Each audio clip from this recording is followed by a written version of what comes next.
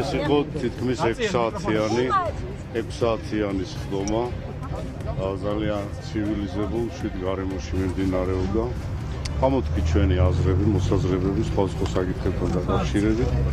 ძირითადად განხილვა მოხდა პროცედურული საკითხების, როგორ უნდა ჩატარდეს ეს იქ მართვა-გამგეობის დებულების მიხედვით.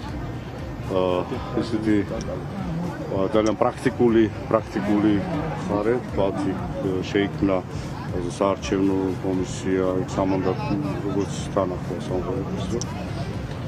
რაც შეეხება განათლების საკითხსა და ასაკობრივ საკითხს, ამის შესახებ იქნება მომავალში, როცა სინოდის ხდომა იქნება უკვე კანდიდატებთან დაკავშირებით. ჯერ არ განსაზღვრავია, რომ ასაკთან დაკავშირებით. მე უკვე მე უკვე ვარიო, თქვა რომ ასაკთან დაკავშირებით იყო მსჯელობა, თუმცა საბოლოო დასკვნამდე ვერ მივიდა სინოდი. არა, მსჯელობა არა. მე ამას ვერ დავარქმევ რაღაც, უბრალოდ ზოგადი საუბარი.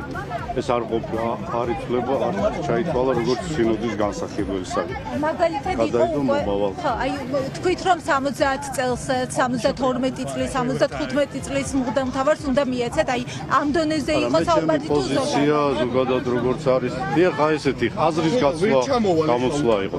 ჩვენ ვიცით ერთი რაღაც, რომ ზოგადად ეს არ წარმოადგენს ისეთი კატეგორიის საკითხს, რომელიც შეიძლება მაგალითად ისეთი კიდევ მეორე იმპერატიული ხასიათი აქვს. არ აქვს ეს ასეთი.